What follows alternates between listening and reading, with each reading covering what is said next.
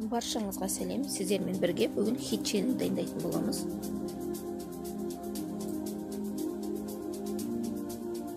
Бізге керекті 1 стакан су, 1 шай қасық тұз қосамыз,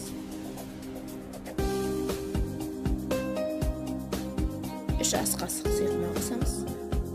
Ары қарай ұнымызды салып, жұмсақ қамыр илейміз.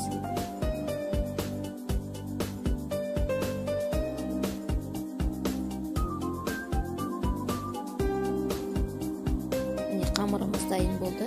Бетін жауып, жарты сағатқа қойып қоямыз. Енді салмамызды дайындаймыз. Бізге керекті қайнаған картоп. Оны жақсылап езіп аламыз.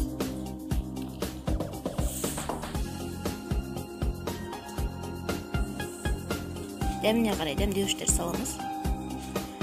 Аскөк саламыз. Көпкіштен өткен ірімшігіміз саламыз. Жақсылап араластырып аламыз. Міне салмамыз дайын болды.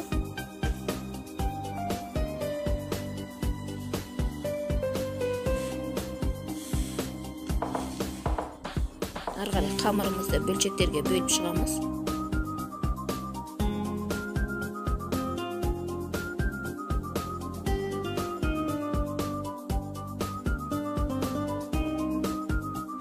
Ішіне салмамыз салып, видеодағыдай ораймыз.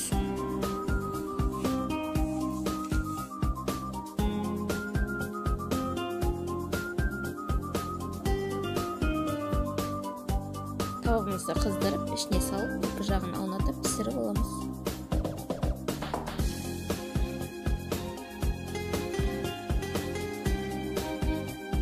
Бетіне сары майонез жағамыз. Хичини дайын болды. Өте дәмді болып шығады. Достар, менің каналыма тіркеліп, лайк, комментарий қалдырып кетіңіздер. Баршаңызға көп рахмет.